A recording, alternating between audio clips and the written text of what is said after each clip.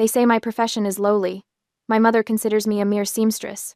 She and my precious little sister Lexi think they can force me to work for free, draining my labor for their vain dreams under the spotlight. They want the most magnificent evening gown for Lexi to shine at the Miss State pageant? Fine. I'll make her shine. Lexi is about to have a performance where she literally unleashes herself in a way television history will never forget. The bell above my studio door chimed at exactly 2 in the afternoon. I didn't need to look up from the silk chiffon. I was hand-finishing to know who it was. The overpowering cloud of Chanel No. 5, the kind that screams, "I'm trying too hard," announced my mother's arrival before her heels clicked across my worn hardwood floor. "Harper, darling." Deborah's voice dripped with that particular honey-coated tone she reserved for when she wanted something. "We're here." I set down my needle, carefully securing the delicate fabric, and looked up. There they stood. My mother, Deborah Vance, in her crisp white blazer and designer jeans that probably cost more than my monthly rent, and my sister Lexi, 23 years old, and stunning in that effortless way that comes from a lifetime of being told you're beautiful. Lexi wore athleisure like it was haute couture, her honey blonde hair cascading in perfect waves that she definitely hadn't earned through good hair care, just good genes and expensive salon visits.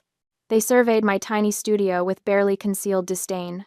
I watched Lexi's nose wrinkle slightly as she took in the cramped space. Bolts of fabric leaning against every available wall. My ancient sewing machine that wheezed but still worked. The dress forms that had seen better decades. And the single window that let in just enough natural light to make the whole space feel more shabby than shabby chic. "How are you, sweetie?" "How are you, sweetie?" Mom asked, though her eyes were already scanning my work table, clearly searching for a clear spot to set down whatever she'd brought. "Busy," I replied, gesturing to the 3 dresses in various stages of completion hanging near my workspace. "I have Mrs. Patterson's daughter's prom dress due Friday, a bridesmaid alteration set for the weekend, and—" "That's wonderful that you're keeping busy," Mom interrupted smoothly, sliding an open fashion magazine onto the only clear corner of my work table. Her crimson manicured finger, fresh from the salon, no doubt pointed directly at the cover. "But look at this, sweetie. Look at the sophistication of this piece." I leaned forward despite myself. The gown on the cover was breathtaking. A Valentino masterpiece.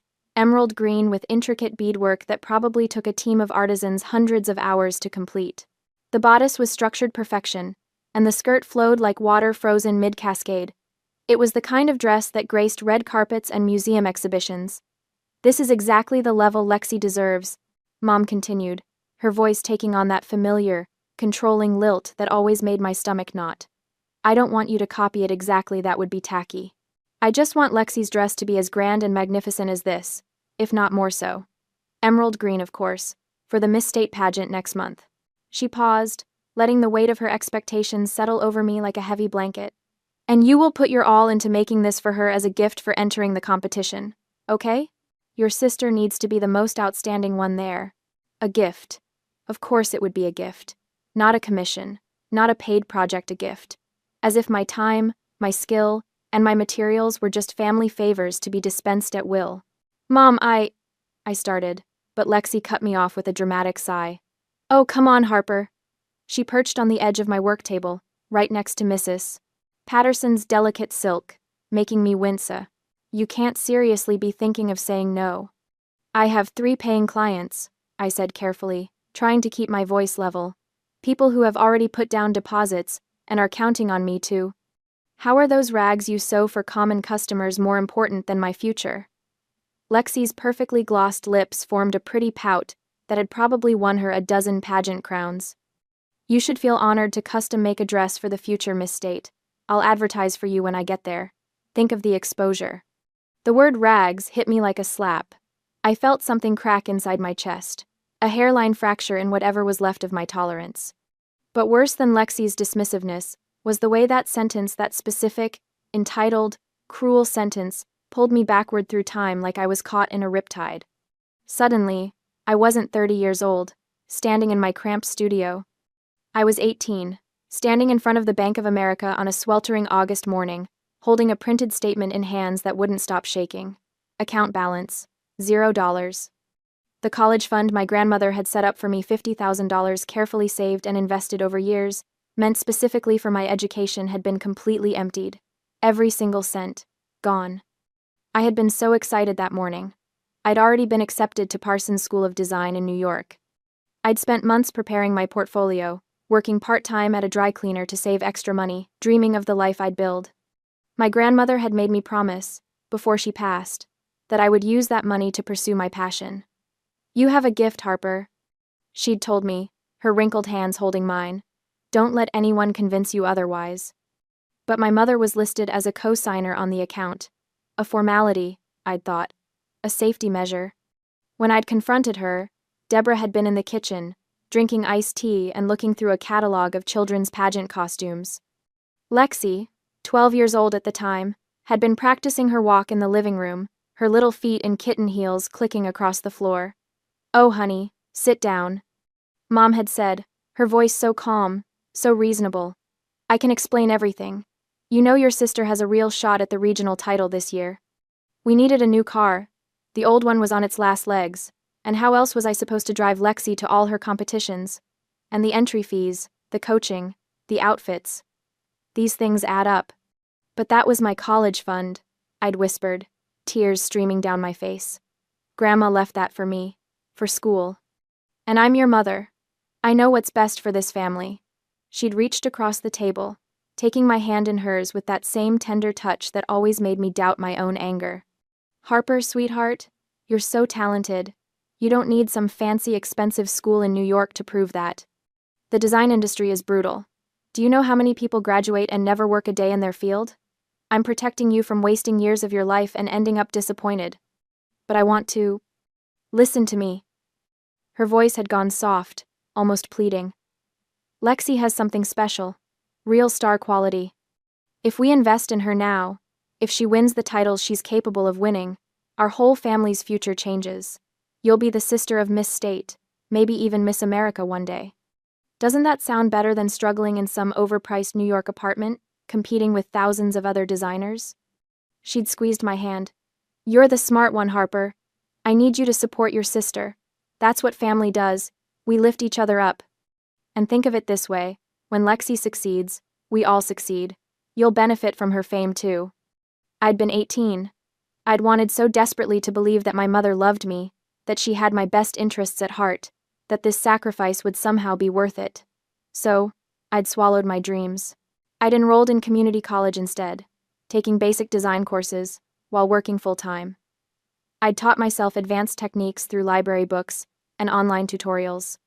I'd built my client base one bridesmaid dress and one alteration at a time, working out of a spare bedroom, then a shared studio space, and finally barely affording this cramped, poorly lit room I currently called my business. And Lexi? She'd won her regional title that year. And the next. And the next. The trophies lined the shelves in Mom's house like a shrine. But Miss State had always eluded her. She'd placed second twice, third once. Close, but never quite there. Now here we were, 11 years later. I was 30. Supposed to be established. Supposed to be stable. Instead, I was drowning in credit card debt, behind on my studio rent, and watching younger, better-connected designers pass me by because I'd never had the education or the network that Parsons would have given me. And my mother and sister stood in my studio, demanding another gift. Another sacrifice. Another piece of my soul offered up on the altar of Lexi's ambitions. "Harper?" Mom's voice snapped me back to the present. She was looking at me with concern now, her head tilted in that way that made her seem so caring. "Are you okay, sweetie? You look pale."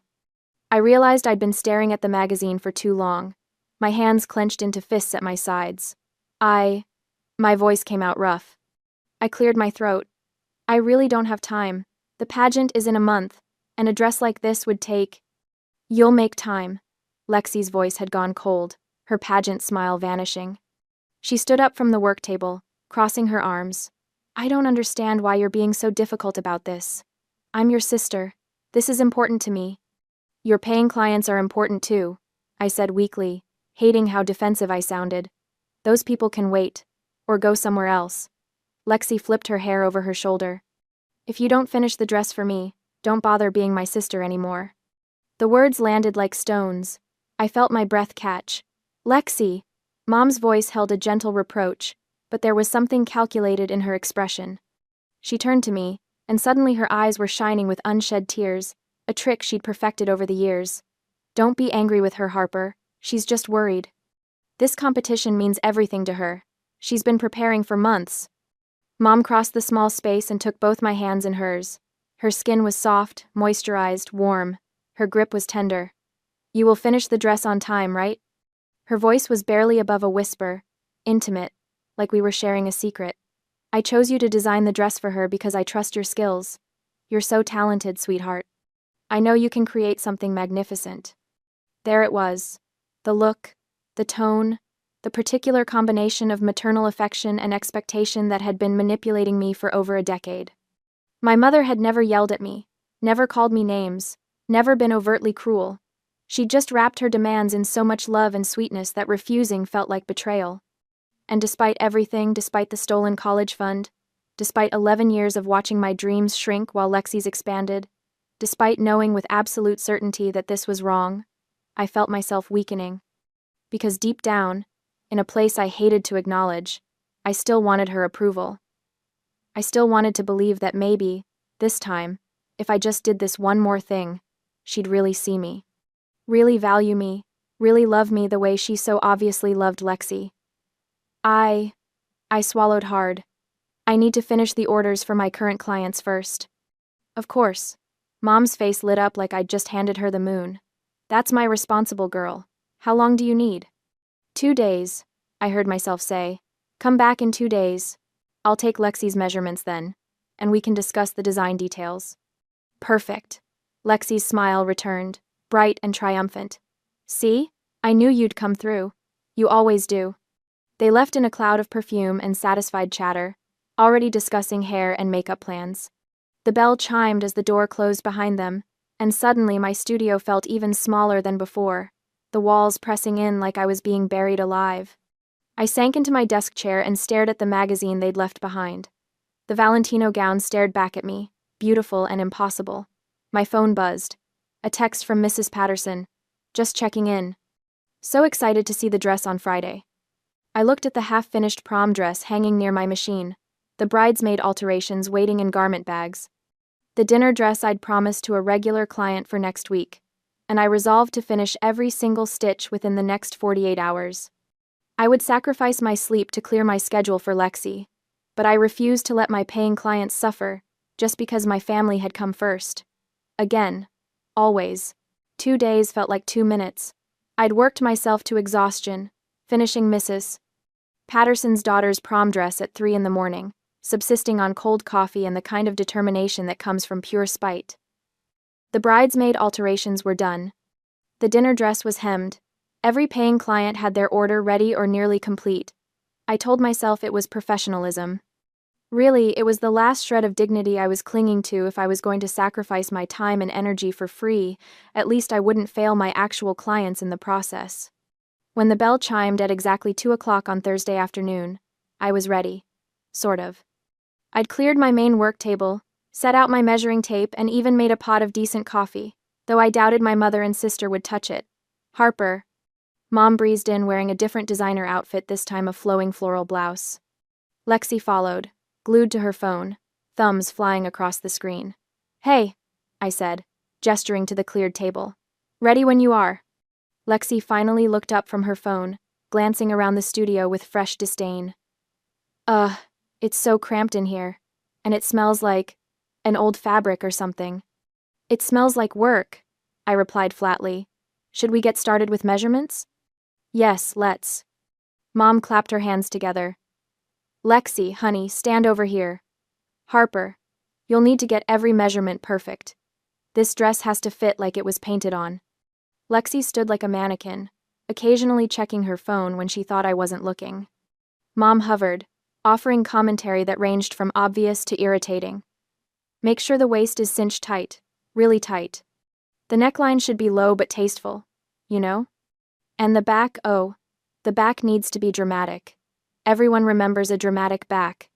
I wrote everything down in my notebook, the same leather-bound notebook I'd been using since high school. It was battered now, filled with sketches and measurements and notes from hundreds of clients over the years. a habit of meticulous documentation that had served me well. I need to grab another notebook from my car, I said, setting down my pen. I left my design notebook out there this morning. I'll just be a minute. Sure, Mom said, already pulling up photos on her phone to show Lexi. We'll be here. I headed out the door and down the narrow staircase to the street where I'd parked. The afternoon sun was bright, almost aggressive. I found my notebook wedged between the passenger seat and the center console, grabbed it, and headed back up. The studio door was slightly ajar. I'd left it that way for the breeze. As I reached the top of the stairs, I heard Lexi's voice, clear as crystal, and absolutely dripping with disdain. I can't stand it. Her tone was petulant, whiny. Just because you spent all the money prepared for this pageant on filler injections, now I don't have enough money to hire a famous designer and have to hole up in this tiny, pathetic studio. I froze, one hand on the doorframe. Don't worry, Mom's voice replied, and something in her tone made my blood run cold.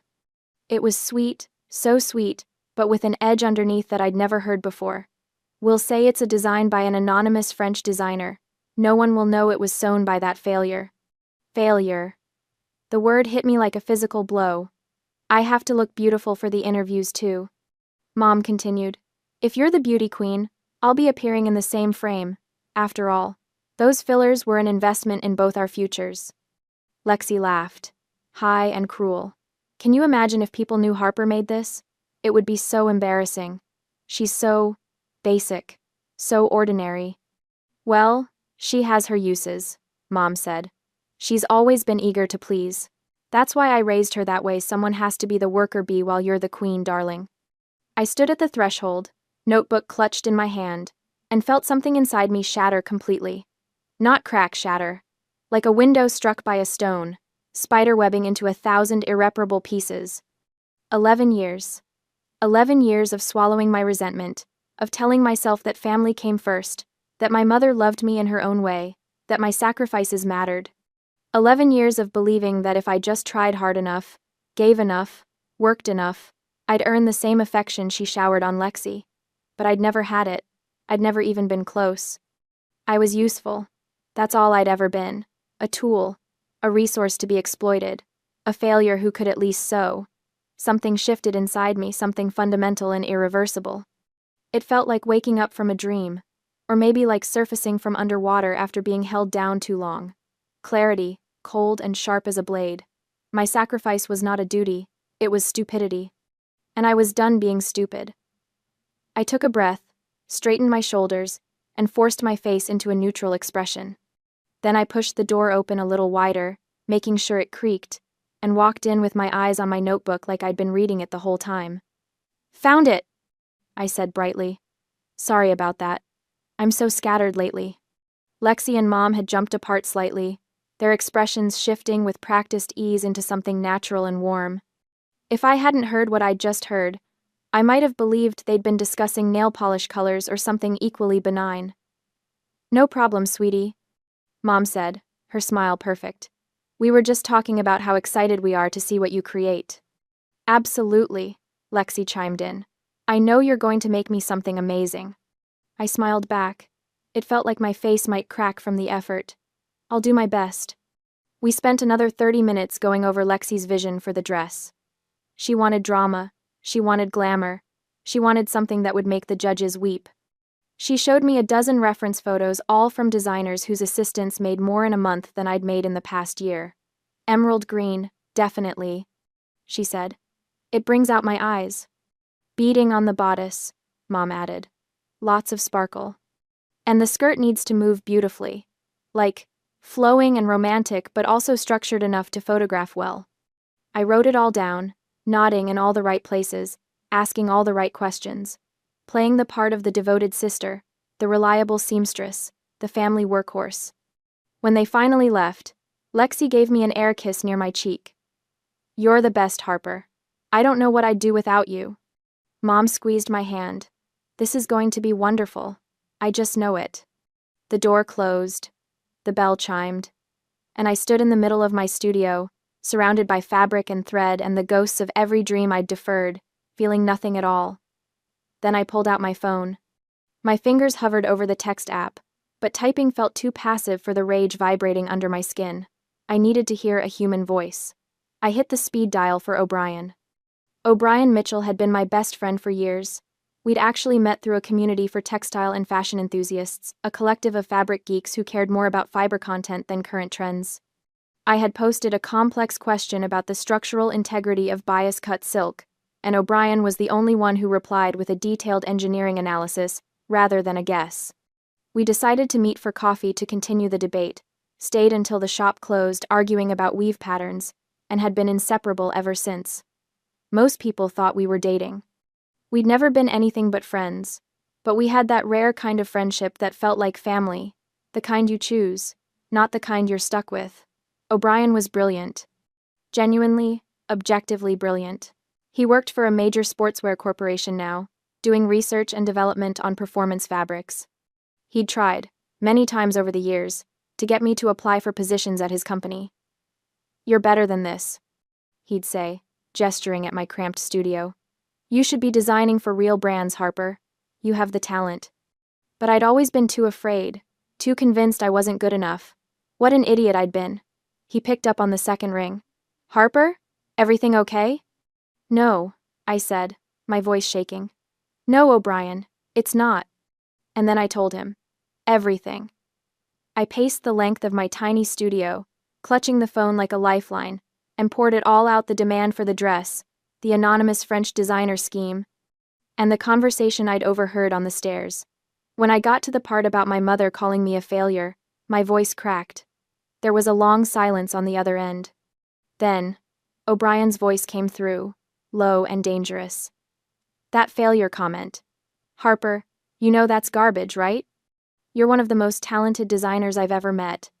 "Doesn't matter," I said, wiping a tear from my cheek with the back of my hand. "What matters is that I've been an idiot for 11 years, and I'm done." Done how? I stopped pacing and looked at the dress form standing in the corner. I'm going to make the dress. I'm going to make it perfect. And I'm going to make sure my sister never forgets the favor I did her. I want to create something so beautiful that when it all falls apart, no one can say I didn't give it my absolute best. "Falls apart," O'Brien repeated slowly. "Literally?" "Ideally." I could practically hear his engineer's brain shifting gears, the click and whir of calculation replacing his anger. After a moment, he spoke again, his tone sharp with a new idea. "I might have something that could help," he said. "What is it?" "Better if I show you. I need a week." "A week?" "Trust me, Harper. It'll be worth the wait." "Meet me next Saturday? The usual place?" "I'll be there," I said. The following Saturday morning arrived gray and drizzly. I met O'Brien at our favorite cafe, a tiny place called Brewed Awakening, that served genuinely good coffee and made the best blueberry scones in the state. He was already there when I arrived, sitting at our usual corner table with 2 large coffees and a scone he'd split in half. O'Brien was the kind of handsome that snuck up on you, not flashy like the guys Lexi dated, but solid and real, with warm brown eyes and the kind of steady presence that made you feel safe. "You look terrible," he said by way of greeting, pushing a coffee toward me. "Thanks, you're a real charmer." I took a long sip of the hot coffee, letting the caffeine settle my nerves. "So? Do you have it?" O'Brien reached into his bag and set a small package wrapped in plain paper on the table between us. He unwrapped it to reveal a small spool of thread preserved in an airtight container. To the untrained eye, it looked like standard polyester, the kind you could grab at any Joann Fabrics for $3. But I knew O'Brien better than that. "This," he said, his voice low and intense, "is high-sensitivity soluble thread. This isn't experimental, and it's not magic," he said, tapping the spool with his index finger. "It's just incredibly obscure. It's a specific type of industrial vanishing basting thread." I leaned forward, studying the innocent-looking spool. Soluble like, dissolving in water? O'Brien's grin widened, sharp and knowing. "That's the beauty of it.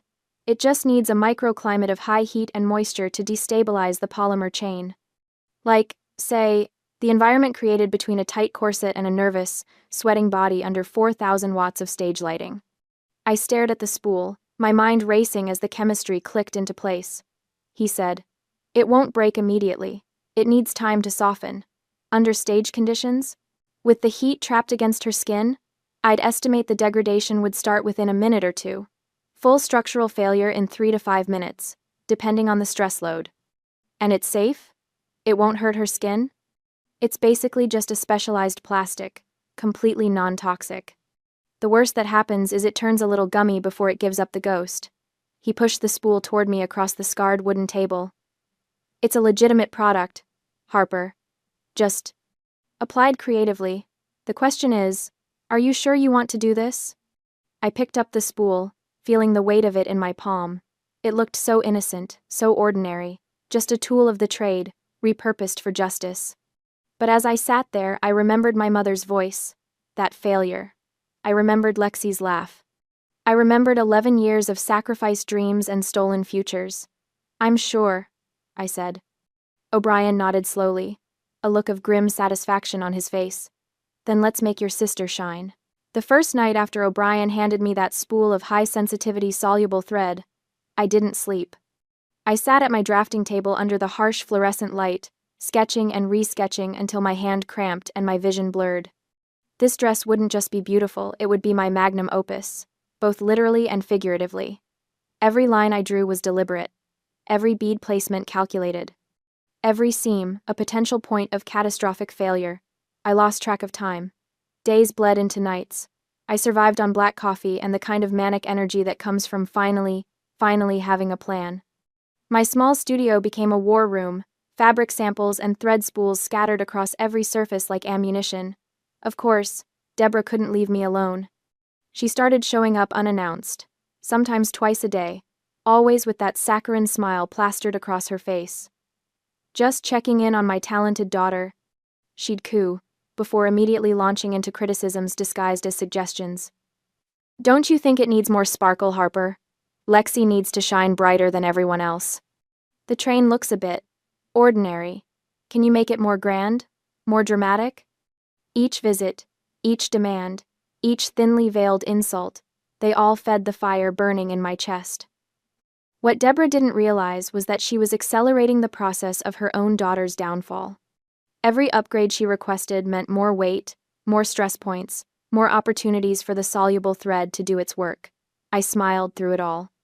A calm, serene smile that must have unsettled her, though she was too self-absorbed to notice. Of course, Mom. Whatever Lexi needs. You're right. More crystals would be stunning. I'll redesign the train tonight. I was no longer the anxious, eager-to-please daughter she'd manipulated for years. I was a hunter setting a trap, and my prey was walking straight into it. After 1 week of constant revisions, we finalized the last sketch. I held it up to the light, pretending to admire it with maternal pride, while internally cataloging every expensive detail I'd deliberately incorporated. Hand-beaded bodice, imported French lace. Swarovski crystals cascading down the skirt. A 6-foot train with hand-embroidered flowers that would require hundreds of hours to complete. It was obscenely extravagant. It was going to cost a fortune. Perfect. It's beautiful, Deborah breathed, actually tearing up.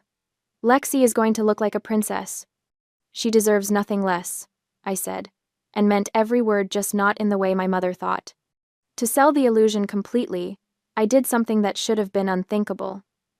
I withdrew my entire savings account. Every penny I'd scraped together, every dollar I'd set aside to pay next month's studio rent gone. I marched into the most expensive fabric store in the city and bought the finest imported stones, the most delicate imported lace, the highest quality everything. When I showed Deborah the receipts, her eyes went wide. Harper, this is too much. You didn't have to. I wanted to, I interrupted, meeting her gaze steadily. She's my sister. I'm all in for Lexi. The words tasted like ash, but they had the desired effect. Deborah's suspicion melted into approval. She actually hugged me, a rare occurrence that made my skin crawl. You're a good daughter, Harper. A good sister. I returned the embrace, thinking about my stolen college fund. 11 years. 11 years of being the good daughter, while they took and took and took. Not anymore. Back in my studio, I laid out all the materials like a surgeon preparing for a complex operation. The emerald green silk gleamed under my work lights. The crystals caught the light and threw rainbow fractals across my walls. Everything was exquisite. Everything was expensive. Everything was going to unravel. I got to work. My hands moved with the confidence of 15 years of experience. I'd been sewing since I was 15, had studied fashion design obsessively even without formal education. Every technique I'd taught myself, every skill I'd honed in this cramped little studio, it all came together now. The bodice took shape first. I constructed it with architectural precision, creating a structured foundation that would support hundreds of crystals. But here's where my specialized knowledge came into play. At critical stress points, the shoulder seams, the side panels, the places where weight and movement would create maximum tension, I alternated between normal thread and O'Brien's special soluble thread, not obviously. Nothing that would show up in a casual inspection or even a careful try-on. The soluble thread was nearly identical in appearance to standard polyester thread. But it had one crucial difference. It was designed to break down when exposed to sustained heat and moisture, human body heat, sweat, stage lights. And then, at the worst possible moment, everything would give way. I worked 18-hour days. My fingers ached, my eyes burned. I survived on takeout and coffee. The skirt came together next layers of emerald silk that transitioned into a breathtaking white-blue ombre effect. I hand-embroidered delicate flowers that seemed to float across the fabric. Each stitch was perfect, and woven throughout, invisible and deadly, was O'Brien's gift. 1 month later, I stepped back from my work table and stared at what I'd created. It was breathtaking. The emerald green gown shimmered like gemstones. The bodice was a masterpiece of beadwork, each crystal positioned to catch light from every angle. The skirt flowed like water, the ombre effect creating an ethereal, almost magical quality. The train was a work of art, 6 feet of hand-embroidered lace that seemed to glow. I'd poured every ounce of my skill into this dress. It was, without exaggeration, the most beautiful thing I'd ever made. It was also a ticking time bomb. I called Deborah. "It's ready."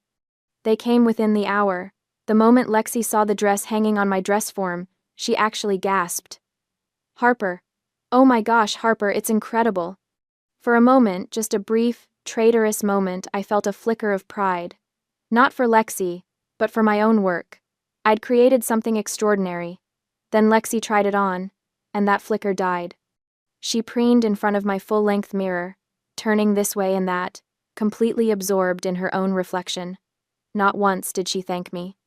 Not once did she acknowledge the month of sleepless nights, the drained savings account, the skill required to create something this complex. "It's perfect," Deborah declared, misty-eyed. "You've outdone yourself, Harper, and I need you backstage on pageant night to help Lexi into the dress. It's so intricate, and we can't trust anyone else with it." Even if my mother hadn't asked, I would have found an excuse to serve as Lexi's wardrobe assistant that day. That was the critical moment I needed to be the one to dress her, to ensure that every seam sat exactly as intended, that nothing was disturbed or detected before she walked onto that stage. I met her eyes and smiled. "Of course, Mom. I wouldn't miss it for the world." After they left, I slumped in my chair and stared at my empty bank account on my phone screen. I was broke. Completely, utterly broke. Rent was due in 2 weeks, and I had nothing. My phone buzzed. A text from O'Brien. "How's the masterpiece coming?" "It's done," I typed back. "Everything changes. That's my girl. The wolf is ready to hunt." I looked at the dress. In the dim light of my studio, the emerald silk seemed to pulse with malevolent life. Yes. The wolf was ready. And the lamb had no idea what was coming. The night of the Miss State pageant arrived like an execution date I'd been counting down to for weeks. Backstage was controlled chaos, a hot, airless maze of hairspray fog, half-dressed contestants, and barking stage managers.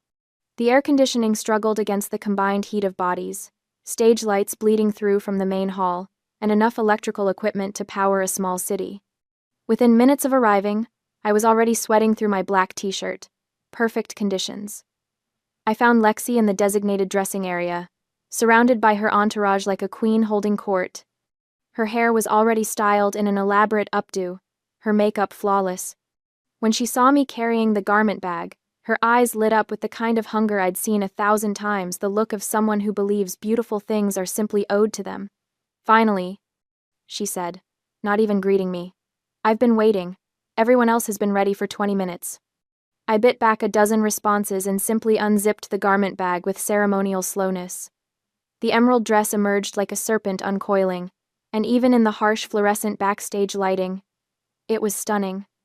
Several nearby contestants actually stopped mid-conversation to stare.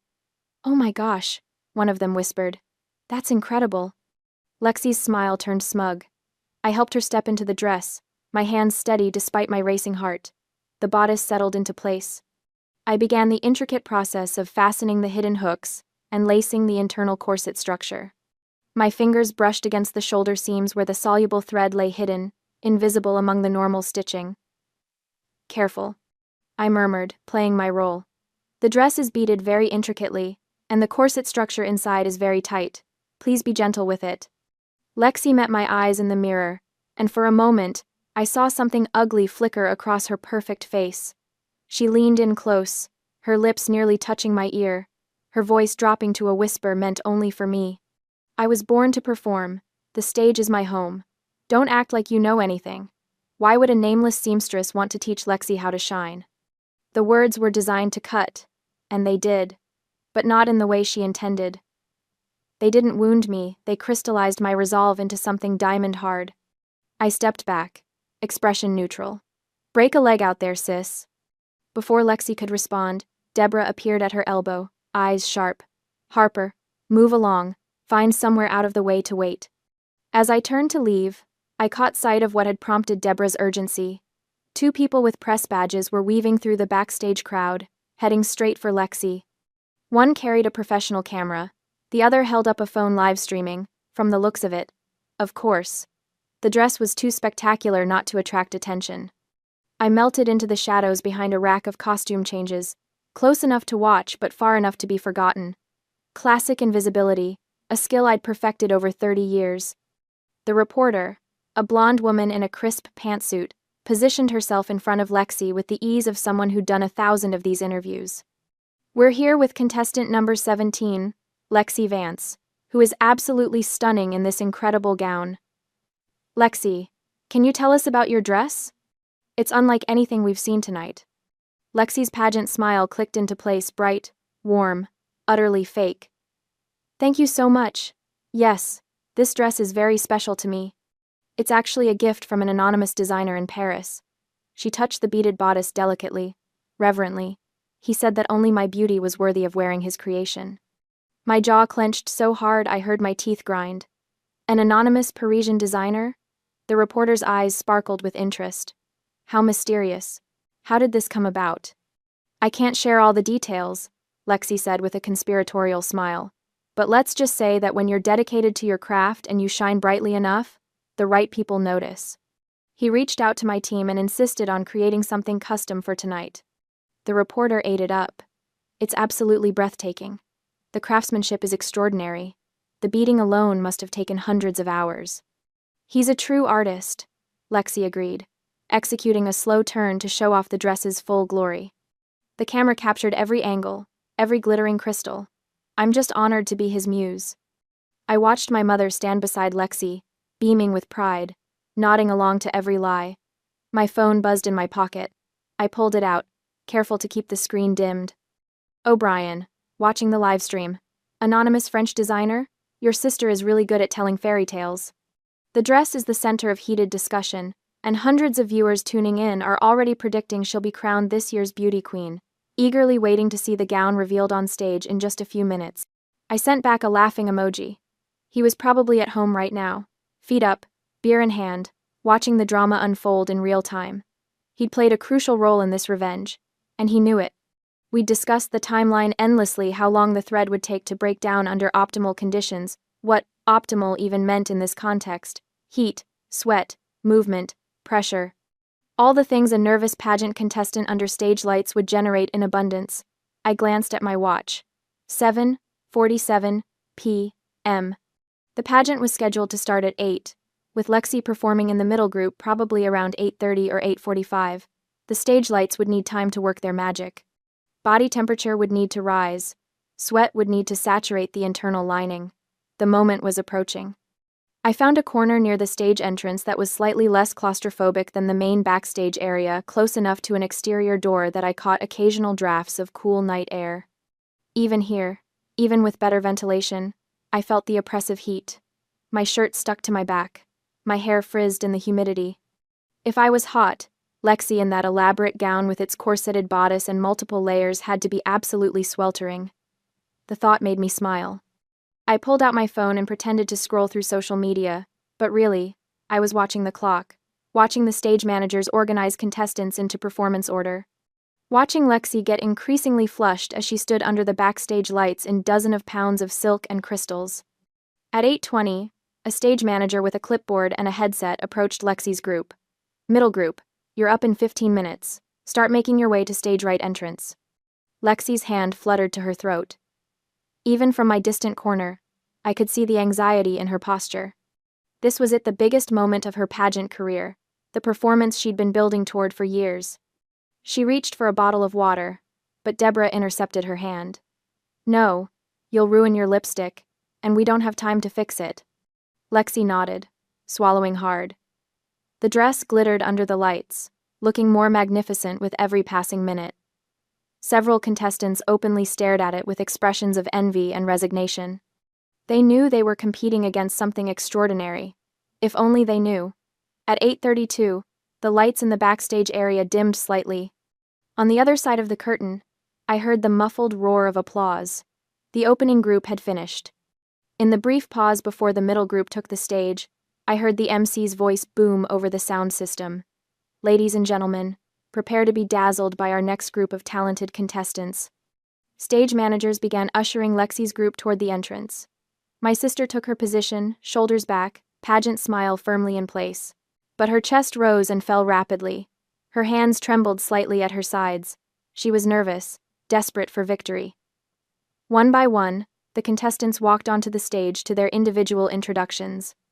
The crowd's reaction was audible even through the heavy curtains, appreciative applause, some whistles, the general enthusiasm of a pageant audience. Then it was Lexi's turn.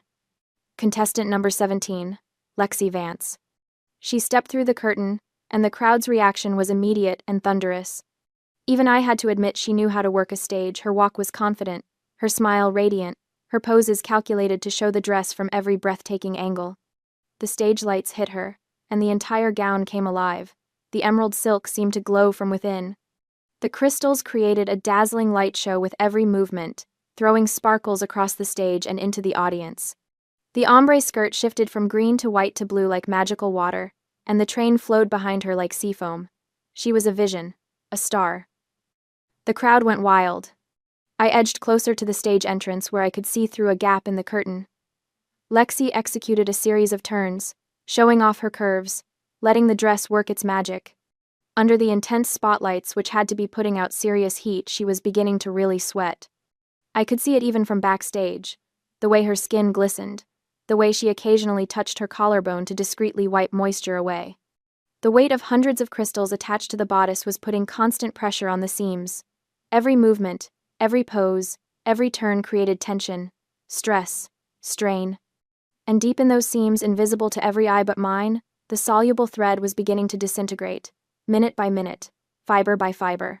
I checked my watch. 8:43 p.m., any moment now. Lexi struck another pose, arching her back to emphasize the dress's silhouette. The crowd applauded. She smiled wider, feeding off their energy, pushing herself to perform even harder. She had no idea she was standing on a crumbling foundation, that her moment of triumph was about to become her worst nightmare, that her anonymous Parisian designer was watching from the shadows, waiting for the masterpiece to complete itself. I held my phone loosely in my hand, ready to record.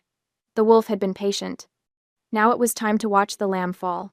The second minute on stage arrived like destiny keeping an appointment. I watched from the wings, my heart hammering so hard I could feel it in my throat. Lexi executed her choreographed turn, the one she'd practiced 100 times in our mother's living room, and the emerald fabric caught the light like liquid fire. The audience erupted in applause. The spotlights bore down on her, each lamp adding another degree of heat to the chemical equation I'd engineered. Then I saw it, the slight shift in her posture, the microsecond of confusion that flickered across her face, the shoulder seam, the one I'd sewn entirely with O'Brien's miracle thread, gave way with perfect, silent precision. One side of the bodice slipped, exposing Lexi's entire left shoulder blade and the elegant slope of her back. The emerald silk draped asymmetrically now, hanging from just one shoulder like some avant-garde masterpiece. The audience gasped, then exploded into even louder applause. I could hear their excited carrying backstage. "It's transforming! Oh my gosh, it's a reveal design. That French designer is a genius." I pressed my hand against my mouth to keep from laughing. They thought it was intentional. They thought this was art. Lexi's eyes went wide with panic. I could see it even from my position in the shadows. Her smile turned brittle, frozen on her face like a mask. But she couldn't stop. The music was still playing. The cameras were still rolling. Thousands of people were watching the live stream. She had to keep moving, keep smiling, keep pretending this was all part of the plan. The cheering grew louder, more enthusiastic. The judges were leaning forward in their seats, scribbling notes. Sébastien Laurent, the CEO of the luxury fashion brand sponsoring the entire pageant, sat in the front row with an unreadable expression on his distinguished face. Lexi executed final twirl. The emerald train swirling around her legs like ocean waves. Her body temperature had risen. Her nervous sweat had saturated the carefully weakened seams. Every stitch I'd placed with surgical precision had now completed its chemical mission, and the sweat beginning to bead on her collarbone. The stage lights were doing their job beautifully. Heat and moisture the perfect catalyst. The another bodice gave way all at once. The entire top half of the dress, that masterpiece I'd spent a month creating, that work of art that had consumed my savings and my sleep, slid down her torso like melting ice cream. It caught at her hips, the train pooling around her feet in a treacherous pile of emerald silk. Lexi's scream cut through the applause like a knife. Her hands flew up instinctively, one arm across her chest, the other grasping desperately at the falling fabric.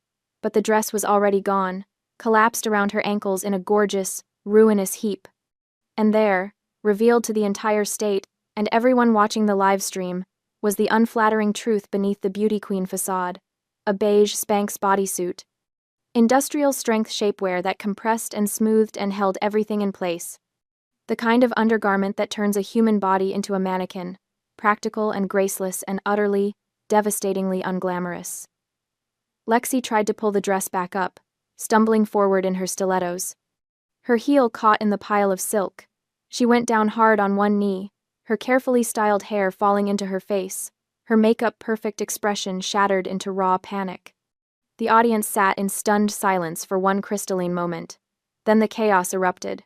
Stagehands rushed forward with blankets. The host was stammering into his microphone, trying to fill the dead air. The music cut off abruptly, leaving only the sound of Lexi's sobbing and the clicking of 1,000 phone cameras. Someone in the audience started laughing, a nervous, disbelieving sound that spread like wildfire through the venue. I looked down into the front rows and found my mother. Deborah sat frozen in her seat, her face the color of old paper, her mouth hung open in a silent scream. The woman who had spent 23 years grooming her perfect daughter for this exact moment was watching that daughter's humiliation broadcast live the United States. I felt absolutely nothing. No, that's not true. I felt satisfied. Free. I turned away from the stage and walked calmly toward the exit. Behind me, I could hear the beginning of what would become the viral sensation of the year. I drove home through empty streets, the adrenaline finally beginning to fade from my system. My hands shook slightly on the steering wheel. I'd done it. After 11 years of swallowing my rage, after a lifetime of being invisible, after watching my mother steal my future and hand it to my sister on a silver platter, I'd finally made them pay. That night, I slept better than I had in months. The knock on my studio door came at 9 o'clock the next morning. I was still in my pajamas, drinking coffee and scrolling through the online carnage. The pageant disaster was trending on every platform. Someone had already created a GIF of Lexi's dress falling off, set it to comedic music, and gotten 3 million views. The comments were merciless. The knock came again, polite but insistent. I opened the door and found a woman in an immaculate gray suit standing in my hallway. She was maybe 35, with sharp eyes and an iPad clutched in her perfectly manicured hands. "Harper Vance?" she asked. "Yes." "My name is Catherine Mills. I'm the personal assistant to Sébastien Laurent. CEO of Laurent Luxe Fashion House. Mr. Laurent would like to meet with you this morning, if you're available. My coffee mug froze halfway to my mouth. I'm sorry, what? Catherine's expression didn't change. Mr. Laurent was the primary sponsor of last night's pageant. He's currently staying at the Grandview Hotel downtown. He's requested a meeting with you at your earliest convenience. I have a car waiting downstairs. I stared at her. My brain struggled to process this information. Sebastian Laurent, the Sebastian Laurent, fashion industry legend, wanted to meet with me? The makeup and wardrobe assistant listed in tiny print in the pageant program? Why? I managed to ask. Catherine smiled slightly. I think Mr. Laurent would prefer to explain that himself. Shall I tell him you'll come? 20 minutes later, I was sitting in the back of a black town car, still slightly dazed, heading toward the most expensive hotel in the city. The suite they led me to was bigger than my entire studio apartment. Floor-to-ceiling windows overlooked the downtown skyline. Sebastian Laurent stood by those windows, holding something in his hands. As I entered, he turned to face me. He was older than he looked in photographs, maybe 60, with silver hair and the kind of elegant presence that comes from decades of commanding respect. He wore a simple black sweater and tailored slacks, but it haute couture. In his hands was my dress, or rather, what remained of it. The emerald silk, now carefully laid out and examined, every seam exposed. Miss Vance, he said, his voice carrying a faint French accent. Thank you for coming. I nodded, not trusting my voice. Sebastian held up the dress, studying it with the concentration of a surgeon examining an X-ray. His fingers traced the destroyed seams, the strategic weak points, the places where I deliberately used the soluble thread. Ignoring last night's unfortunate incident, he said slowly, I must tell you that I find this construction technique absolutely masterful. This is not the work of an amateur. The way the bodice is structured, the engineering of the train, the coordination of movement and fabric weight, this demonstrates natural-born talent. He looked up at me, his eyes sharp and knowing. And the way you calculated the stress points, so that the garment would fail at the exact moment of maximum impact during the final turn, under hot lights, at peak physical exertion, that is the mindset of an architect. Miss Vance, not merely a tailor. My mouth went dry. He knew.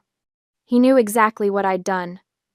I saw your name listed in the pageant program, Sebastian continued. Makeup and wardrobe assistant for contestant Lexi Vance. Your sister, I presume. He didn't wait for me to answer. The program claimed the dress was created by an anonymous French designer. A fiction, clearly. No French designer of any reputation would create something like this and remain anonymous. He set the dress down carefully on a nearby table and turned to face me fully. In this industry, Miss Vance, talent alone is insufficient. One must also possess vision, determination, and yes, a certain calculated ruthlessness, the ability to see an opportunity and seize it without hesitation. The courage to take risks. His lips curved into something that wasn't quite a smile. You engineered a disaster that will be remembered for years. You humiliated your competitor on a stage. And you did it with such technical precision that it could almost be admired. I found my voice finally. Are you here to threaten me with legal action? Legal action? Sebastian laughed, a genuine sound of amusement. No, Miss Vance. I'm here to offer you a job. The room tilted slightly.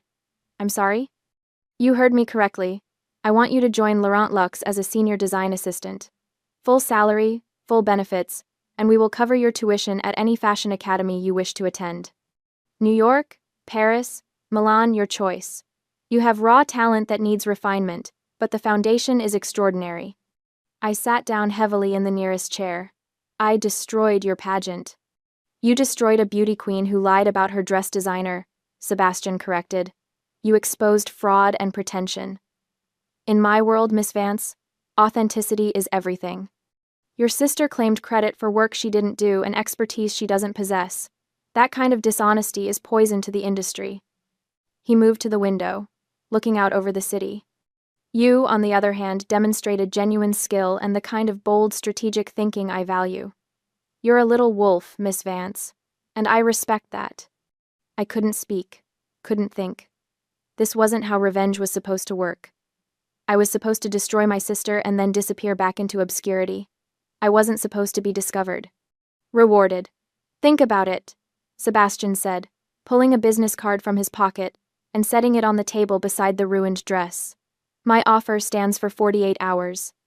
After that, I'll assume you're not interested. He walked toward the door, then paused. For what it's worth, Miss Vance, I understand family betrayal. I understand what it means to be overlooked and underestimated. What you did last night was not kind, but it was honest, and in the end, honesty is what survives. Then he was gone, leaving me alone with my destroyed masterpiece and an impossible future suddenly within reach. The video went viral within 12 hours. By the time I left Sébastien Laurent's hotel suite, Beauty Queen wardrobe malfunction was trending on every social media platform in North America. Someone had edited the footage to show Lexi's confident walk, the dress transformation, and then the catastrophic failure all set to circus music. It had been shared 40 million times. The comments were savage. This is what happens when you fake everything for the camera. That Spanx reveal, though. I'm deceased. Lexi tried to defend herself on Instagram, posting a tearful video claiming she'd been deceived by someone claiming to be a French designer and that she was just as much a victim as anyone, but the internet was merciless. Every comment section filled with variations of the same message. Stop lying. Just stop. Imagine lying about having a French designer, and then this happens. Karma is undefeated. The pageant mom forums, where Deborah had been a prolific poster for years, turned against her. Other mothers who'd watched her brag about Lexi's success and dismiss other girls' accomplishments suddenly felt vindicated. Someone dug up old posts where Deborah had mocked contestants who wore obviously homemade dresses. The hypocrisy was delicious. The pageant mom forums, where Deborah had been a prolific poster for years, turned against her. Other mothers who'd watched her brag about Lexi's success and dismiss other girls' accomplishments suddenly felt vindicated. Someone dug up old posts where Deborah had mocked contestants who wore obviously homemade dresses. The hypocrisy was delicious. I sat in my studio that afternoon, scrolling through the carnage with my coffee going cold beside me. Lexi's Instagram had been flooded with mocking comments. Someone had created a fake account called The Anonymous French Designer that was posting memes about the incident. The pageant organization had released a carefully worded statement expressing sympathy while subtly distancing themselves from Lexi's misrepresentation of her design team. My phone rang. My mother's number appeared on the screen. I let it go to voicemail. It rang again, and again, and again. Finally, I picked up. What? Harper. Deborah's voice was shrill, barely controlled. What did you do? I made a dress, I said calmly. Exactly like Lexi asked me to. Don't play games with me. That dress fell apart on purpose. You sabotaged your own sister. Did I? I took a sip of my coffee. That's a serious accusation, Mother. Do you have any proof? Silence on the other end. Because of course she didn't. The dress was gone, confiscated by Sébastien Laurent. Any investigation would be impossible. And even if they could prove sabotage, what were they going to do? Sue me? Expose to the world that the anonymous French designer was actually Lexi's struggling seamstress sister, who they'd treated like garbage for decades? You're a monster, Deborah whispered. No, I said quietly. I'm just done being your victim. Don't call me again. I hung up and blocked both their numbers. Then I called Sebastian and said I accepted the job offer. Within a week, the full story began to emerge. Some enterprising journalist had done actual investigative work and discovered that no French designer had been involved in creating Lexi's dress. They'd tracked down the pageant's registration paperwork and found my name listed as wardrobe assistant. They'd interviewed other contestants who confirmed that I'd been backstage working. The narrative shifted from unfortunate wardrobe malfunction to beauty queen caught in elaborate lie. Lexi withdrew from the pageant circuit entirely. Her Instagram, once full of sponsored posts and beauty shots, went dark. Deborah stopped posting on social media altogether. I felt nothing but relief. The check from Laurent Luxe arrived on Monday, my signing bonus enough to cover 3 months of rent and living expenses while I transitioned into my new role. Catherine Mills called the next day, with details about my enrollment at the Fashion Institute. Full tuition, covered, a stipend for materials and supplies, access to workshops and master classes with industry professionals. Mr. Laurent doesn't invest in people lightly, Catherine told me. He sees something in you. Don't waste this opportunity. I had no intention of wasting anything ever again. O'Brien took me out for celebratory drinks when I told him the news.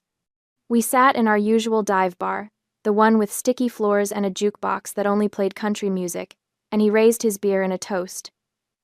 To the wolf, he said, grinning. I knew you had it in you. I couldn't have done it without your magic. 3 had something they didn't. Hunger, desperation, a bone-deep need to prove that I deserved to be there. My technical skills improved rapidly under professional instruction. Sebastian occasionally stopped by the studio to review my work, offering critiques that were harsh but always fair. I learned to trust, to take risks, to create beauty without armor. My portfolio grew. Small pieces at first, accessories, accent garments for the company's secondary line, then larger projects. A coat that ended up in a magazine editorial, a dress that a minor celebrity wore to a film premiere. Each success felt surreal, like I was living someone else's life. I never heard from Lexi or Deborah again. I occasionally wondered what they were doing, how they were coping with their spectacular fall from grace, but mostly, I just didn't care anymore. They'd taken up so much space in my head for so long, poisoning every thought with bitterness and rage. Now they were just irrelevant, ghosts of a past I'd finally escaped. 1 year after the pageant disaster, Sebastian approached me with a new proposal. I want to give you a show, he said simply. Not Fashion Week, not yet. But a smaller showcase, invitation only, featuring emerging designers from the Laurent Luxe Development Program. You'll have creative control over 6 pieces. A capsule collection representing your vision. I said yes before he finished explaining the details. The night of the showcase arrived in early autumn. The venue was an industrial warehouse space that had been transformed with lighting and minimal decoration, letting the clothes be the focus. The guest list was small but influential. Fashion editors, boutique buyers, industry insiders who could make or break emerging careers. I stood backstage, watching my models line up. 6 pieces. 6 different interpretations of strength and vulnerability.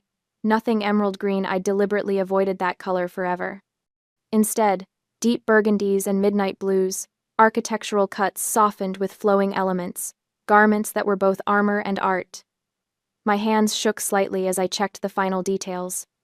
A seam here, a hemline there. Everything was perfect. Everything was honest. The lights dimmed in the main space. Music began, something instrumental and modern that I'd spent weeks selecting. The first model walked. I watched from the wings as my collection moved down the runway. Each piece represented something I'd learned this year. Technical skill, artistic courage, the confidence to trust my instincts. The audience watched in attentive silence, and I couldn't tell if that was good or terrifying. The final model walked. The music faded. Applause filled the space, genuine, enthusiastic applause. Catherine appeared at my elbow. You're supposed to take your bow, she whispered. Right. I'd forgotten that part. I walked out onto the runway on shaking legs, my heart pounding so hard I thought everyone could hear it. The lights were blinding.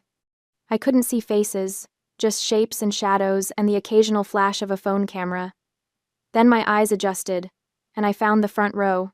Sebastian sat there with his usual composed expression, but his eyes were warm as he applauded. Next to him, O'Brien pumped his fist in the air like we were at a football game instead of a fashion showcase. Several editors were taking notes. A woman I recognized from a major fashion blog was already typing on her phone.